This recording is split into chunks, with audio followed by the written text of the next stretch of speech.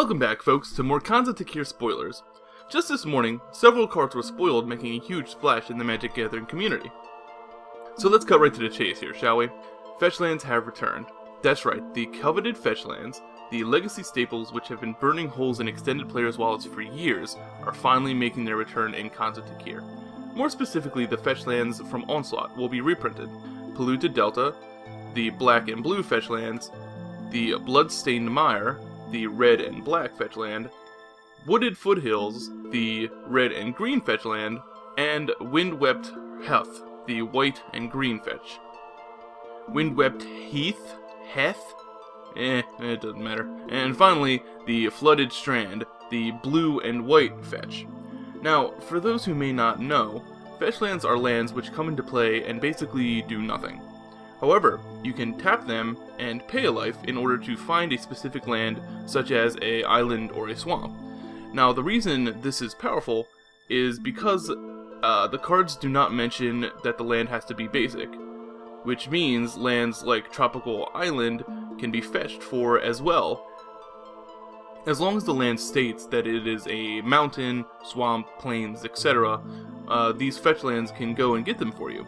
Also, these fetchlands are powerful because cards which trigger off lands coming into play can activate twice with fetchlands.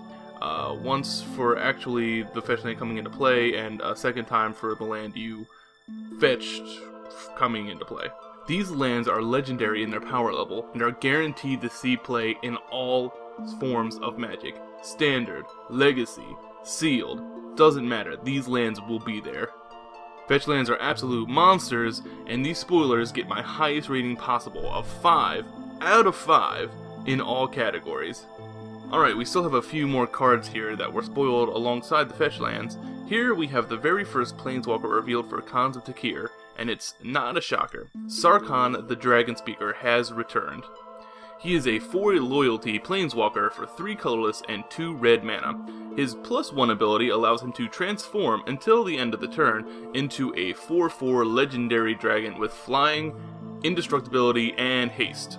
This is pretty strong for a +1 ability. He comes out swinging for sure. Instant 4 damage evasive is pretty good. However, it does not really protect him during your turn, which shows you that this can be a very aggressive Planeswalker.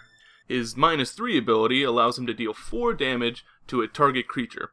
This guy is all about the number 4 here, which is impressive because 4 damage kills a lot of problematic creatures. His ult requires 6 loyalty to use, and gives you a token, which states that you may draw 2 additional cards during your draw step, which is 3 cards in total. However, you must discard your hand at your end step. Don't be fooled, this is a very powerful effect. When this goes off, the game should be ending shortly. It gives you an insane card advantage, as you may cycle through your deck at an amazingly fast rate. You will find your bombs, as long as you have this emblem. All in all, Sarkhan has been working out since his last appearance, and I'm happy with how they designed him this time around. I'm going to have to give Dragon Speaker a rating of 3 for Standard, and 4 for Draft. Next up is a Khans of Tarkir Mythic, and this one is impressive. Narset, the Enlightened Master, is a 3/2 for 3 colorless, 1 blue, 1 red, and 1 white.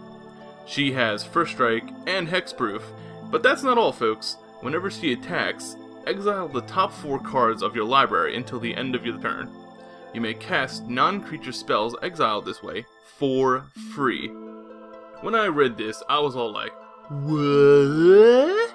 Because that's literally insane. A huge ability like that on a creature with Hexproof is something to notice.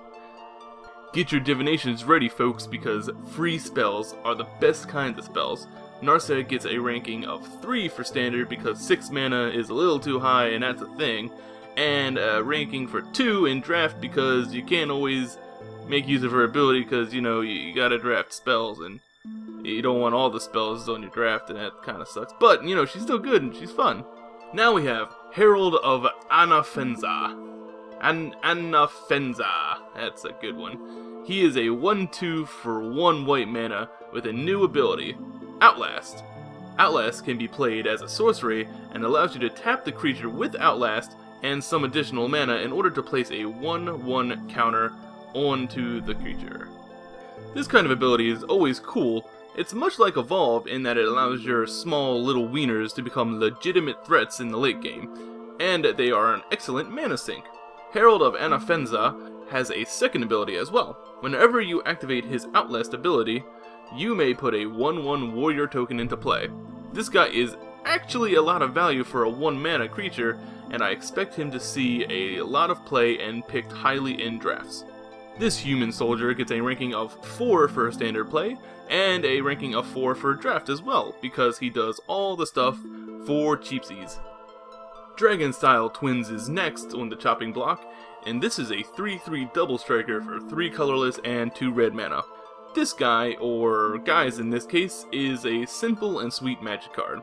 3/3 double strike with Prowess, which gives them a +1/+1 until the end of the turn for each non-creature spell you cast, giving this guy the potential to be a huge monster while removing roadblocks with things like shocks and passivisms or whatever non-creature spell you want to use. Dragon Style Twins gets a 2 for standard because I'm not quite sure how Prowess will be in that format, and it gets a 3 for draft play because a 3/3 double striker is still a guy, and it's great for limited formats, but you don't exactly have the spells to make him the deadliest thing on the planet. Do not fear the lightning, fear the one it obeys. Crackling Doom is here to #wreck for 1 red, 1 white, and 1 black. It deals 2 damage to all opponents, and they must sacrifice a creature with the highest power they control. This card is the literal nuts. It does some damage, which is fine, whatever. 2 damage is 2 damage, which is good.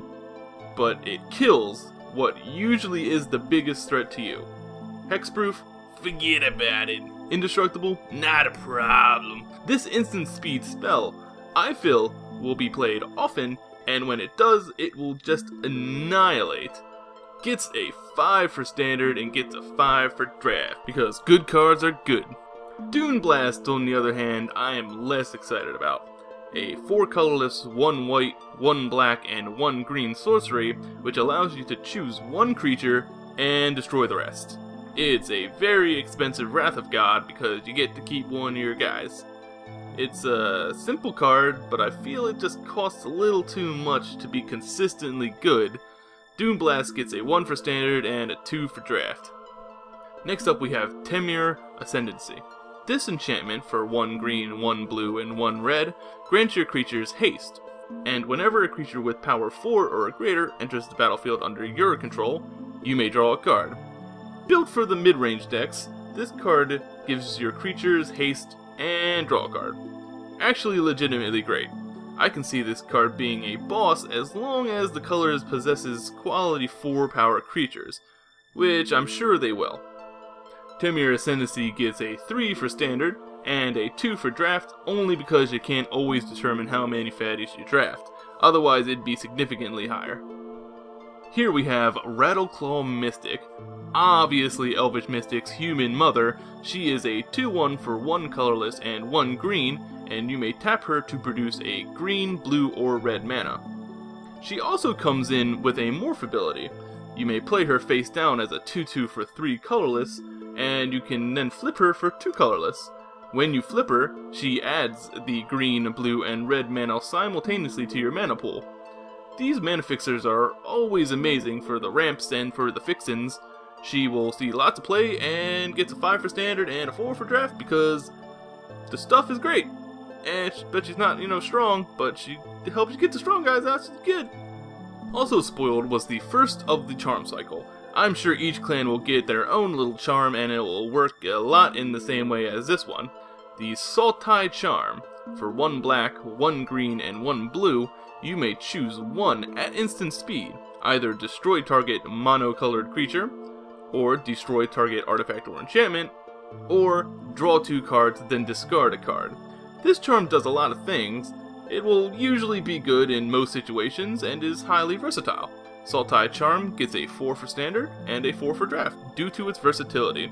This will never ever be a dead card. Next is Ice Feather Aven. He is a 2/2 flyer for 1 blue and 1 green mana. This bird shaman also comes with morph. By paying his morph cost, flipping him face up, you may return another target creature to its owner's hand.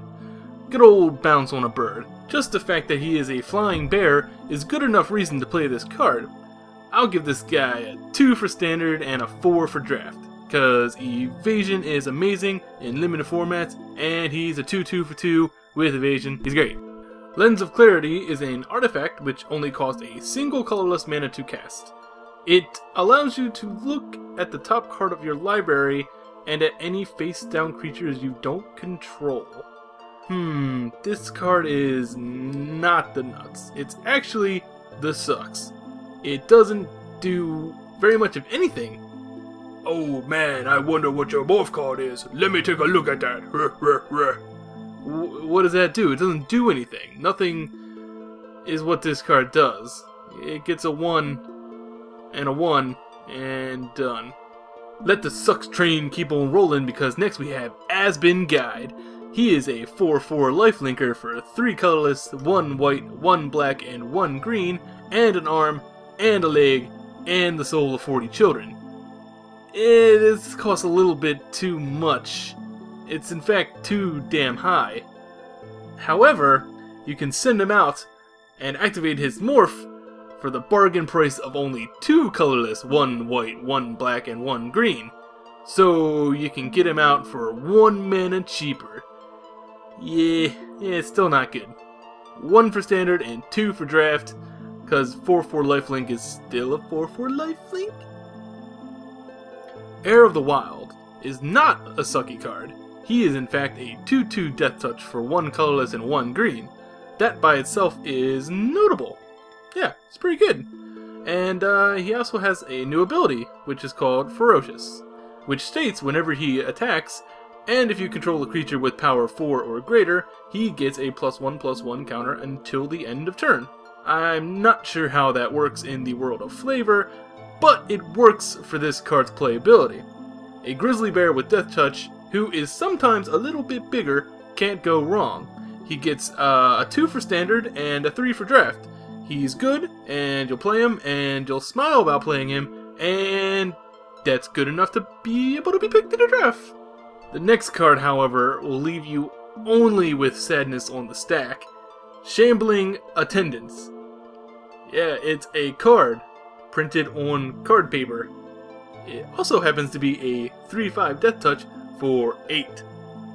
Yep, 7 colors and 1 black. That's right, folks, he is literally the worst card ever printed that I have ever seen in my life with my eyes. But wait, folks, he has Delve. Psych, still unplayable. Avoid this guy like he has Ebola.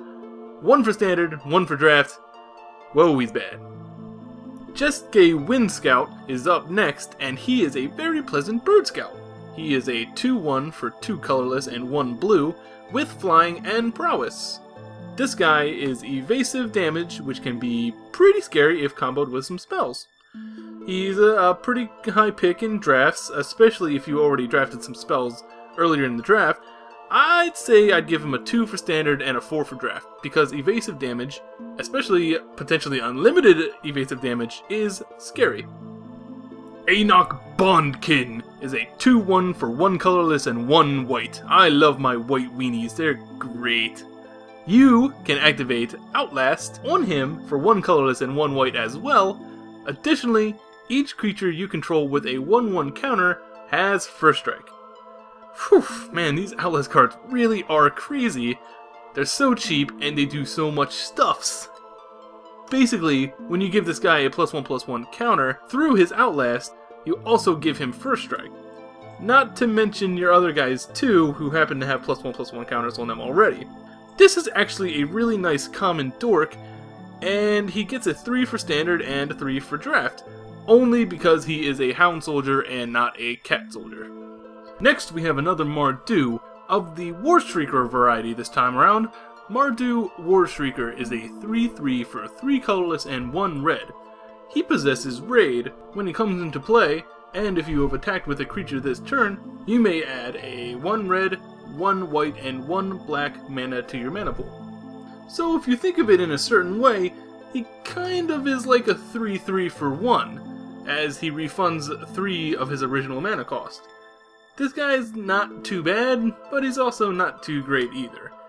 If you can consistently get his raid to trigger, and can actually make use of the additional mana, I can see him being pretty strong. He gets a 2 for standard play and a 3 for draft. The final card spoiled last night is Mardu Skull Hunter. This 2/1 human warrior, for 1 colorless and 1 black, enters the battlefield tapped. However, he has raid. When he enters the battlefield, and you attacked with a creature this turn, target opponent discards a card. This guy provides card advantage as long as you keep up the aggressiveness, although I'm not a huge fan. His low toughness and requirements make this guy not too exciting for me. Them rats do it better. Skull Hunter gets a 2 for standard and a 2 for draft, because 2s are 2. Alright, the next few cards were released a while ago, so they aren't fresh spoilers, but you know, screw it, I'm doing them now because I'm doing the rest of the video now, so whatever. Jeskai Elder is a 1/2 for 1 colorless and 1 blue mana. He has Prowess, and whenever he deals combat damage to a player, you may draw a card. If you do, you also have to discard a card. He cycles your cards, but needs some help getting through.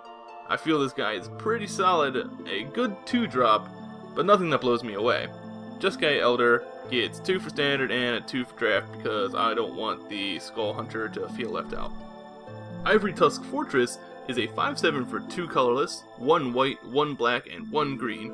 These vanilla stats are impressive on their own, however, while he is out, you may untap all creatures you control with a +1/+1 counter on them during each other player's untap step.